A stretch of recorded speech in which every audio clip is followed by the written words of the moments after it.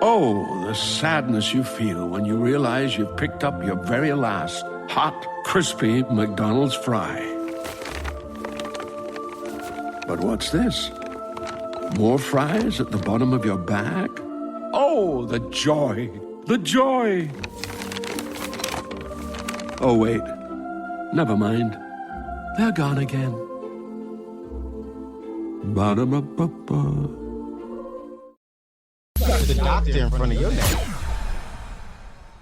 Okay. Because you're not doing it because you want to. You're doing it to prove for your something. own liberation. Correct. It's more so. You're doing it to prove something. Okay. And so when we talk about the male gaze versus the female gaze, but whatever, we're still missing that. There's still a narrative. When you are trying to fight a narrative, the narrative is controlling you. Yeah.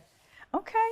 Well, I know we are in the month of love. You know, it's February. So I have a question for you, and this is probably going to wrap, and then we'll go into talking about your game. Okay. But when we talk about self-love and prioritizing ourselves in relationships, what does that look like for Black women, and why is it so important?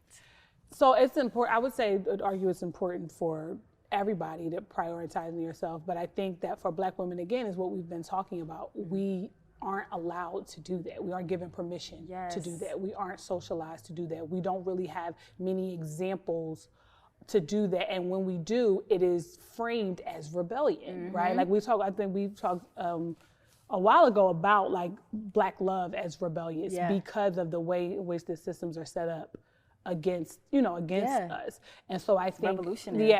And I think if Black women can get to the place where they do get to exist or give themselves first and foremost permission to exist in joy and recognize that their permission that they give themselves is the only permission that matters, then it would lend itself to healthier relationships. I think that this collective identity crisis that we have as a society keeps the struggle of going, keeps us at, this, war, black men on Black women war in relationships that we have, and who can get, what can we get from one another. And as long as I come out on top, I don't care who loses type of situation. It's coming from a place of hurt. Like we want to guard our hearts, but now we got barbed wire fences around it, and we're not, which is promoting this transactional type of relationship. And so I think that prioritizing yourself is vital, because when you do that, you establish your worth internally first.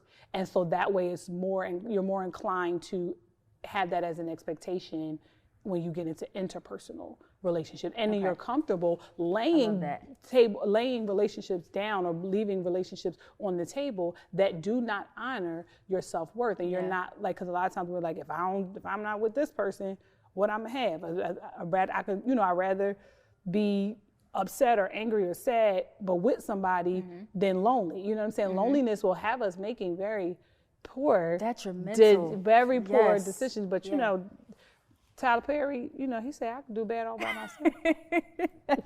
I don't want no Tyler Perry love. I don't know who originated that, but we can do bad. Like, in this life you will have tribulations. That's Bible. Okay? It's already hard. Okay? And the next 4 years finna be harder. So let me tell you what I'm not finna do.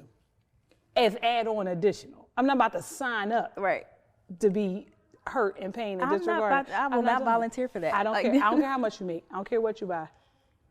If Saks Fifth Avenue mean I gotta be sad and crying and snotting, no, can't even do that. Right. The doctor in front of your name.